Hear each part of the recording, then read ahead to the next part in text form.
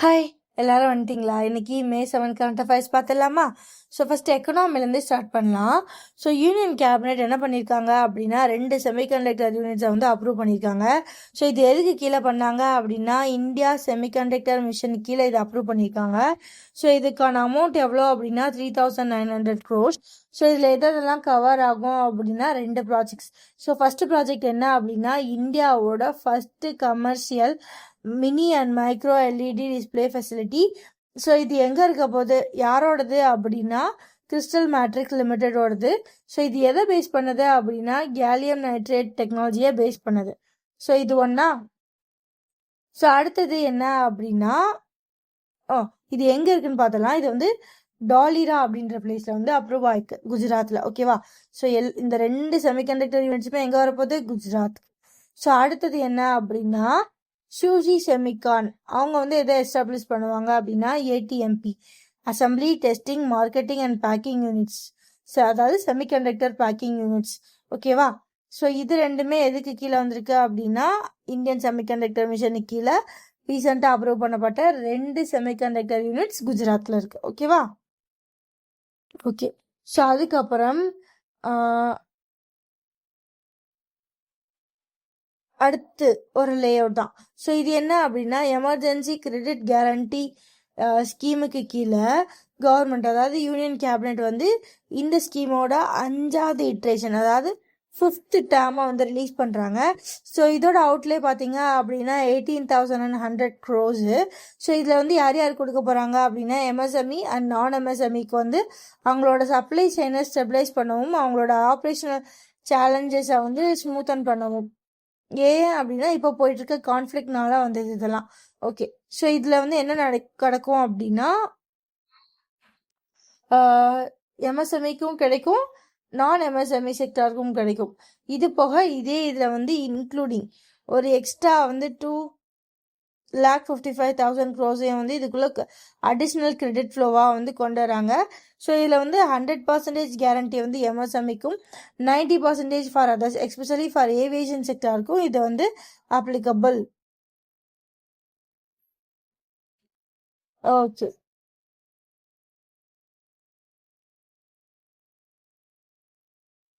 So அதுக்கப்புறம் CCEA cabinet committee on economic affairs.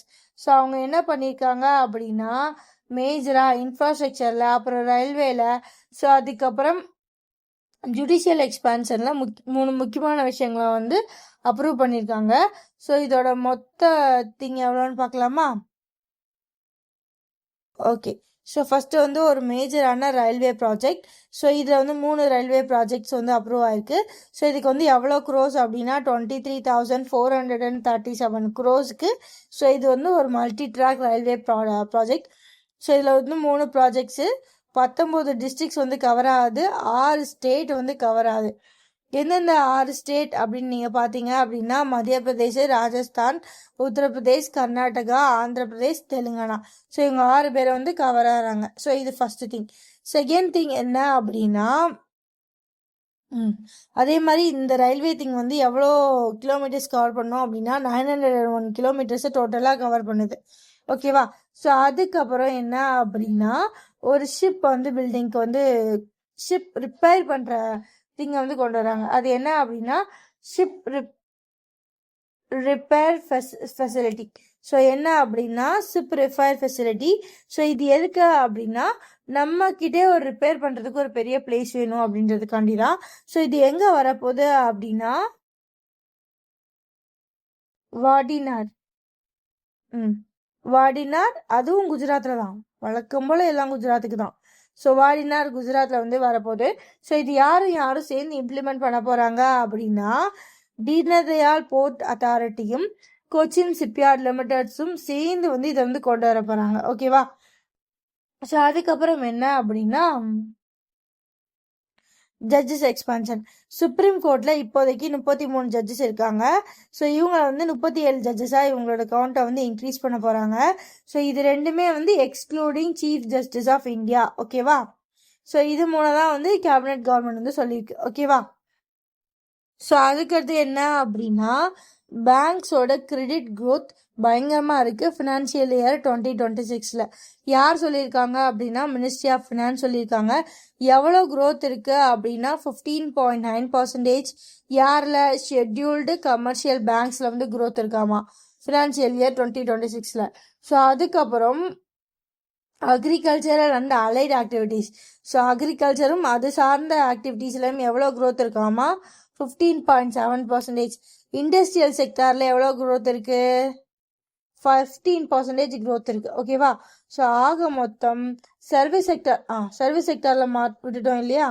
So service செக்டாரில் வந்து 90% வந்து growth இருக்குது. ஓகேவா? ப்ரீவியஸ் இயரை காட்டிலும் இந்தந்த செக்டார்ஸில் இது இவ்வளோ growth வந்து இருக்குது. ஓகேவா? ஸோ டோட்டலாக பார்த்தீங்க அப்படின்னா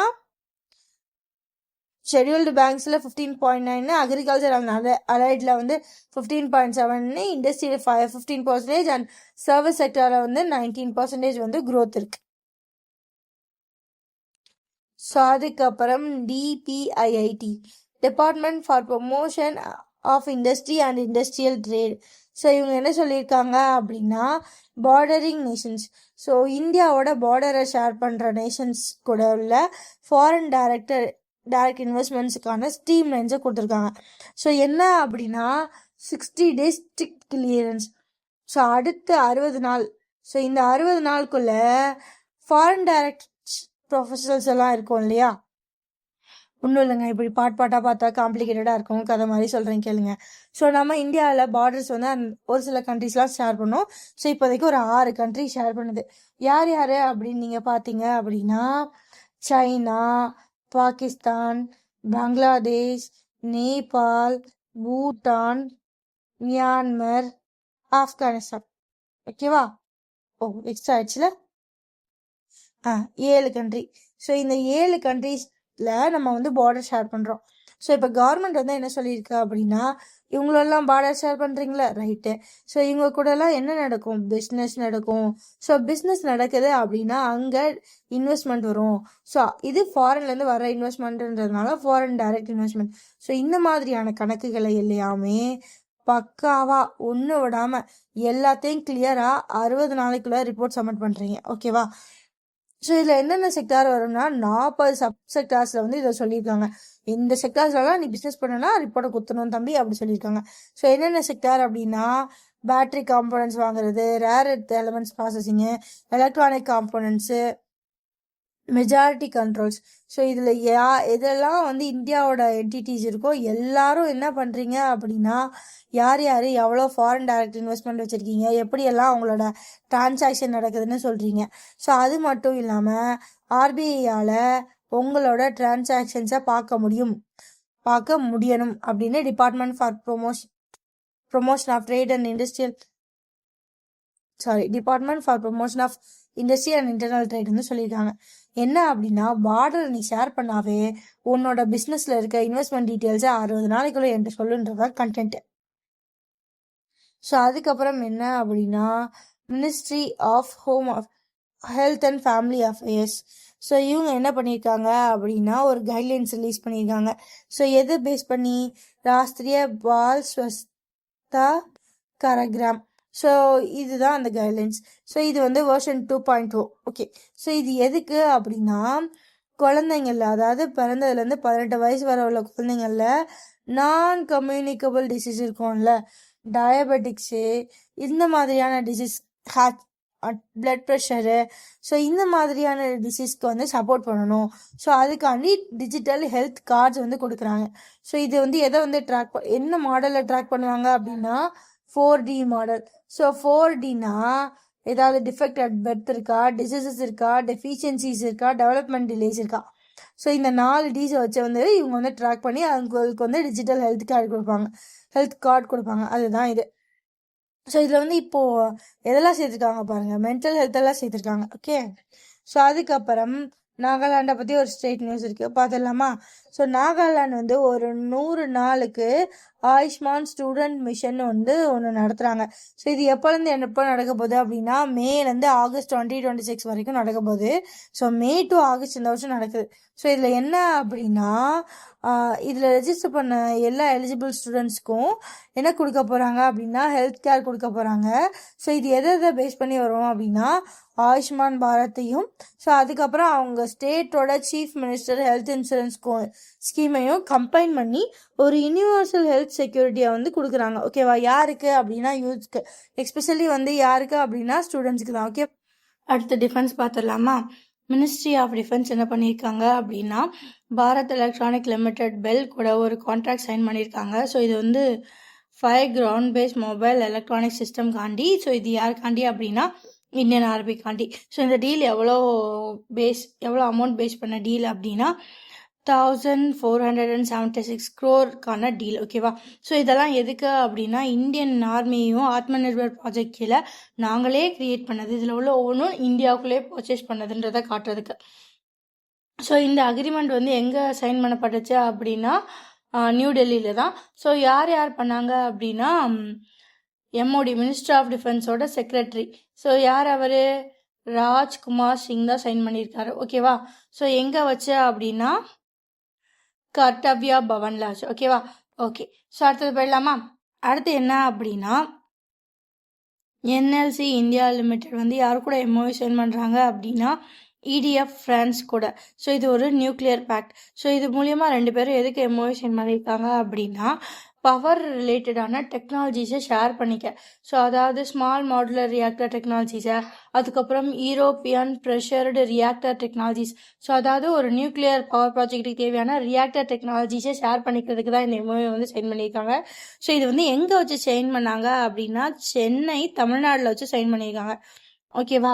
ஓகே, ஸோ இந்த இடிஎஃப் அப்படின்னா என்ன அப்படின்னா எலக்ட்ரைட் டி ஃப்ரான்ஸ், அதாவது ஃப்ரான்ஸில் இருக்க ஒரு எலக்ட்ரிக் கம்பெனியோட பேர். ஓகேவா? ஸோ இவங்க 2 பேரும் மெமோவை சென்ட் பண்ணுறாங்க. இது எதை பேஸ் பண்ணி வரும் அப்படின்னா அதாவது 2047க்குள்ள 100 GW நியூக்ளியர் பவரை வந்து நம்ம ரீச் பண்ணுன்றதுக்காண்டி டார்கெட் இந்த எம்ஓயோ வந்து நம்ம ஒரு ஃப்ரான்ஸ் கம்பெனி கூட சேர்ந்து சைன் பண்ணியிருக்கோம். ஸோ அதுக்கப்புறம் உடை. ஸோ இந்த இன்னைக்கு ஐடென்டிஃபிகேஷன் அத்தாரிட்டி ஆஃப் இந்தியா வந்து யார் கீழே வருவாங்க அப்படின்னா ministry of electronics and information technology கீழே வருவாங்க. ஸோ இவங்க யார் கூட எம்ஓவி சென்ட் பண்ணியிருக்காங்க அப்படின்னா என்எஃப்எஸ்யூ சைபர் செக்யூரிட்டி. ஸோ என்எஃப்எஸ்யூனா யார்? National forensic science university. So இவங்க கூட ஒரு 5 வருஷத்துக்கான அக்ரிமெண்ட்டை வந்து சைன் பண்ணுறாங்க. எதுக்கு அப்படின்னா இந்தியாவோட டிஜிட்டல் ஃபாரன்சிக் ஃப்ரேம்வொர்க்கை வந்து இன்னும் வந்து இந்த ஃப்ரேம்வொர்க் இன்னும் பெட்டர் ஆகணுன்றதுக்காண்டி. ஸோ அதுக்கப்புறம் ஈஸியாக வந்து ஐடென்டிஃபிகேஷன் இன்ஃப்ராஸ்ட்ரக்சர் வந்து கிரியேட் பண்ணணும் சைபர் த்ரெட்டுக்கு அகேன்ஸ்டான்றதுக்காண்டி. ஓகேவா? ஸோ யார் எம்ஓவி சைன் பண்ணாங்க அப்படின்னா 2 சைடு. ஸோ ஃபஸ்ட்டு நம்மளோட உடை சைடு யார் பார்த்தோம் அப்படின்னா அவங்களோட சிஓவான விவேக் சந்திர வர்மா வந்து சைன் பண்ணியிருக்காரு. இதே இது குஜராத்தோட கேம்பஸ். ஸோ அந்த யூனிவர்சிட்டி சைடில் யார் சைன் பண்ணியிருக்காங்கன்னா அதோட டைரக்டர் டாக்டர் எஸ்ஓ ஜுனரி வந்து சைன் பண்ணியிருக்காங்க. ஸோ இந்த அக்ரிமெண்ட் எங்கே சைன் பண்ணப்பட்டுச்சு அப்படின்னா நியூ டெல்லியில். ஓகேவா? ஓகே, ஸோ நான் இது மட்டும்தான் சென்னையில் வந்து இப்போதைக்கு ரீசெண்டாக சைன் ஆயிருக்கு. நான் இதை எப்படி நினச்சிப்பேன் அப்படின்னா வர்றா நம்ம ஊர்லலாம் ஒரு வித்தியாசமான அக்ரிமெண்ட் சைனாக இருக்கு, ஷாக்கு தான் போ. அப்போ ஷாக்குனா இது ஒரு எலக்ட்ரிசிட்டி பேஸ் பண்ணணும். என்ன எலக்ட்ரிசிட்டி அப்படின்னா நியூக்ளியர் பவர் பிளான்ட். ஓகேவா? ஸோ அதுக்கப்புறம் நிதி ஆயோகோட ஒரு போர்ட்டல் பற்றி தான் பார்க்க போகிறோம். ஸோ நிதி ஆயோக் என்ன பண்ணியிருக்காங்க அப்படின்னா சிபிஓன்னு ஒரு ரியல் டைம் கவர்னன்ஸ் போர்ட்டலை வந்து லான்ச் பண்ணியிருக்காங்க. ஸோ சிபிஓ அப்படின்னா என்ன அப்படின்னா சென்ட்ரல் ப்ரிப்பரரி ஆஃபீஸ் போர்ட்டல். ஸோ இதை யார் லான்ச் பண்ணாங்க அப்படின்னா நிதி ஆயோட இன்ட்ரிம் சிஇஓவான நிதி சிப்பர் தான் லான்ச் பண்ணியிருக்காங்க. ஓகேவா? ஓகே, சரி, எதுக்குப்பா, எதை பேஸ் பண்ணி இது அப்படின்னா ரியல் டைமில் கவர்னன்ஸ் எப்படி போயிட்டுருக்கு, லைக் இன்னும் ஒரு சென்ட்ரல் லெவலில், ஸ்டேட் லெவலில், டிஸ்ட்ரிக்ட் லெவலில் அட்மினிஸ்ட்ரேஷன்லாம் எப்படி போயிட்டுருக்குன்றத மானிட்டர் பண்ணுறதுக்கு, அந்த கவர்னன்ஸை ரியல் டைமாக கொண்டு வர்றதுக்கு. ஓகேவா? ஸோ அதுக்கு தான் இந்த போர்ட்டலை வந்து நிதி ஆயோக் வந்து லான்ச் பண்ணியிருக்காங்க. ஸோ அதுக்கப்புறம் ஜியோ. ஸோ இந்த ஜியோ பேமெண்ட் பேங்க் வந்து யார் கூட வந்து எம்ஓவி சைன் பண்ணியிருக்காங்க அப்படின்னா இபே கூட பார்ட்னர்ஷிப் வந்து சைன் பண்ணியிருக்காங்க. ஸோ இது எதுக்கு அப்படின்னா ஃபினான்ஷியல் இன்க்ளூஷன்காண்டி. ஸோ ஆல்ரெடி ஃபினான்ஷியல் இன்க்ளூஷன் தான் என்னன்னு பார்த்துட்டோம். அதாவது பேங்கிங்குள்ளே வராதவங்களையும் பேங்க் அக்கௌண்ட்டே இல்லைன்றவங்களையும் உள்ளே வர வச்சு பேங்க்ஸை யூஸ் பண்ண வைக்கிறது தான் ஃபினான்ஷியல் இன்க்ளூஷன். ஓகேவா? ஸோ இந்த ஜியோ பேமெண்ட் பேங்க் என்ன பண்ணியிருக்காங்க அப்படின்னா இவனுங்க யூபிஐ ப்ரொவைட் பண்ணிடுவானுங்க. ஆனால் இவங்களை தாண்டி ஒரு ஒரு ரியல் டைமில் மணி எடுக்கணும், மணி போடணும்னா அதுக்கான ஒரு சர்வீஸ் வேணும்ல. ஸோ அதுக்கு தான் இந்த இபே பார்ட்னர்ஷிப் கூட உள்ளே வந்திருக்காங்க. ஸோ இவங்க என்ன பண்ணுவாங்க அப்படின்னா Aadhaar based seeding, Aadhaar enabled payment system வழியாக காசை டெபாசிட் பண்ணவும் வித்ட்ராவல் பண்ணவும் அலோவ் பண்ணுவாங்க. ஓகேவா? ஸோ இதனால என்ன பயன் அப்படின்னா 12,000+ உள்ள செமி அர்பன் அண்ட் ரூரல் பின்கோட்ஸுக்கும் இவங்களோட சர்வீஸ் வந்து ரீச் ஆகும். ஓகேவா? ஓகே. ஸோ அடுத்து என்ன அப்படின்னா நம்மளோட first ever bilateral visit to Jamaica. So Jamaica வந்து ஒரு கரீபியன் நேஷன். ஸோ அந்த நேஷனுக்கு நம்ம வந்து ஃபர்ஸ்ட் எவர் இந்தியா சைட்லேருந்து ஒருத்தவங்க போகிறாங்க. யார் போகிறா அப்படின்னா எக்ஸ்டர்னல் அஃபேர்ஸ் மினிஸ்டர் ஜெய்சங்கர் தான் ஜமைக்காவுக்கு போகிறாரு. எப்போ அப்படின்னா May 2 and 4 2ஆம் தேதியிலேருந்து 4ஆம் தேதி வரைக்கும் இந்த ஜமைக்காவுக்கு போகிறாரு. இது ஒரு பைலேட்ரல் விசிட். ஸோ இதில் என்னென்னலாம் வந்து பேசியிருக்காங்க அப்படின்னு பார்த்தீங்க அப்படின்னா இந்தியா சவுத் பார்ட்னர்ஷிப்புக்கு வந்து எப்படி வந்து கமிட்மெண்ட் கொடுக்கும் அப்படின்றத பற்றியும், ஸோ அதுக்கப்புறம் நார்மலாக இருக்க விஷயங்கள் தான் ஹெல்த் கேரு, அக்ரிகல்ச்சரு, டிஜிட்டலைசேஷன்லாம் எப்படி போயிட்டுருக்கு, ஸோ அதுக்கப்புறம் ஸ்போர்ட்ஸு, டூரிசம், இன்ஃப்ராஸ்ட்ரக்சர், இந்த மாதிரியான நார்மலான விஷயங்கள்லாம் பேசியிருக்காங்க. ஸோ இதில் முக்கியமாக பார்க்க வேண்டியது என்ன அப்படின்னா ஒரு 3 MOU வந்து சைன் பண்ணியிருக்காங்க. சரி, என்னென்ன செக்டார்லன்னா நாங்கள் ஹெல்த்துக்கு கோஆப்ரேட் பண்ணுறோம், ஹெல்த் கார்பரேஷனில். ஸோ அதுக்கப்புறம் சோலரைசேஷன் ஆஃப் ஹக் லாசன் சியர்சன் பில்டிங். ஸோ அந்த பில்டிங்கோட சோலரைசேஷனுக்கு, அப்புறம் வந்து ப்ராட்காஸ்டிங்க்கு. ஸோ இந்த 3க்கும் தான் இவங்க வந்து MOU சைன் பண்ணியிருக்காங்க. ஓகேவா? ஓகே. ஸோ அதுக்கப்புறம் IOM international organisation of migration. So இவங்க என்ன பண்ணியிருக்காங்க அப்படின்னா வேர்ல்டு மைக்ரேஷன் ரிப்போர்ட் 2026 வந்து கொண்டு பப்ளிஷ் பண்ணியிருக்காங்க. ஸோ இது படி ரெமிட்டன்சஸ். ஸோ ரெமிட்டன்சஸ் அப்படின்னா என்ன அப்படின்னா இந்த வார்டை முதல்ல பார்த்தலாம். ஸோ இப்போது என் வீட்டில் யாரும் ஃபாரின்ல இல்லை. ஒரு எக்ஸாம்பிளுக்கு சொல்கிறேன். என்னோட அண்ணன் ஒருத்தர் இருந்து அவன் ஒரு ஃபாரின்ல இருக்கான்னு வச்சுக்கோங்களேன், யூஎஸ்ல இருக்கான்னு வச்சுக்கோங்களேன். இப்போது எனக்கோ என் ஃபேமிலிக்கோ ஒரு மணி ஸ்பெண்ட் பண்ணுறதுக்கு தரான். அதாவது அவன் போயிட்டு எங்கள் அப்பா அம்மாவை பார்த்துக்கிறதுக்கு மணி அனுப்புகிறான்னு வச்சுக்கோங்களேன். அவன் யூஎஸ்ல சம்பாதிக்கிறான், ஆனால் இந்தியாவில் உள்ள அவனோட பேரண்ட்ஸை பார்த்துக்கிறதுக்கு மணி அனுப்புகிறான். ரைட்டா? ஸோ இந்த மாதிரி, அதாவது எந்த ஒரு பெரிய பெரிய ட்ரேட் இல்லாமல், ஒரு பைலேட்ரல் கோஆப்ரேஷன் இல்லாமல் நார்மலாக அங்கே சம்பாதிச்சு அந்த மணியை வீட்டுக்கு அனுப்புகிறோம் இல்லையா? ஸோ இந்த மாதிரி மணிக்கு பேர் தான் ரெமிட்டன்ஸ். ஸோ இந்த மாதிரி ஒவ்வொரு நாட்டுக்குள்ளேயும் ஒவ்வொரு குறிப்பிட்ட அளவு மணி வரும். ஸோ அந்த மாதிரி உள்ளே வர்ற ஒவ்வொரு கண்ட்ரியும் அவங்களுக்கு கிடைக்கிற ரெசிபியன்ட். ஸோ ரெசிபியன்ட் ஆஃப் ரெமிட்டன்ஸோட ரெக்கார்ட் படி வேர்ல்ட்லேயே டாப்பில் யார் இருக்கான்னா இந்தியா. சரி, எவ்வளோ அமௌண்ட் இந்தியாவுக்கு இந்த மாதிரி வருது அப்படின்னா $137 பில்லியன். ஸோ எப்போ 2004 ஸோ 2004 ரிப்போர்ட் இப்போ தான் கொண்டு வராங்க. ஸோ இந்த ரிப்போர்ட்டில் அடுத்து இந்தியாவுக்கு அடுத்து இருக்கிறது யார் அப்படின்னா பிலிப்பைன்ஸ். ஸோ அதுக்கப்புறம் பிலிப்பைன்ஸுக்கு வந்து எவ்வளோ டாலர் வருது அப்படின்னா 40.3 பில்லியன் வருது. ஸோ அதுக்கப்புறம் ஃப்ரான்ஸு, அதுக்கப்புறம் பாகிஸ்தான். ஸோ அதுக்கப்புறம் யார் பார்த்தீங்க அப்படின்னு அவ்வளோதான் முடிஞ்சு. அதுக்கப்புறம் சாரி இங்கே வந்து இந்தியாவுக்கு அடுத்து யார் வராங்க அப்படின்னா மெக்சிகோ. சாரி, ரெசிபியன்ட் ஆஃப் ரீஇமிட்டன்ஸ், அதாவது வெளிநாட்டிலேருந்து உள்ளே வர மணிப்படி. ஸோ யாரெல்லாம் டாப் 5ல இருக்காங்க அப்படின்னா இவங்க தான் India, Mexico, Philippines, France, Pakistan. So இந்தியாவோட கணக்கு 137 பில்லியன். ஸோ அதுக்கு அடுத்து இருக்க செகண்ட் இருக்க மெக்சிகோ நீங்கள் பார்த்தீங்கன்னாலே அதுவே கம்மி தான். ஸோ அது எவ்வளோன்னா 67.6 பில்லியன் தான். இதை டபுள் பண்ணால் கூட நமக்கு வராது. எனிஹோ, நல்லதுதான். ஸோ இந்தியா இதில் வந்து ஃபர்ஸ்ட்ல இருக்கு, Mexico second, Philippines third, France fourth, Pakistan fifth. So இது ரெசிபியன்ட்டு.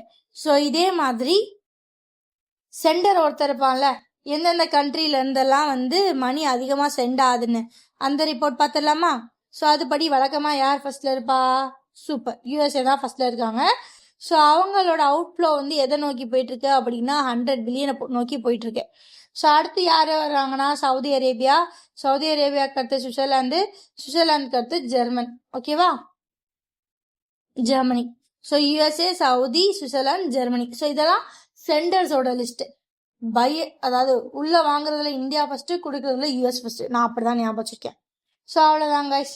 ஸோ அடுத்து என்ன அப்படின்னா இம்பார்ட்டன்ட் டேஸ் பார்த்துடலாம். ஸோ ஃபஸ்ட்டு வந்து என்ன அப்படின்னா May 5 international day of midwife.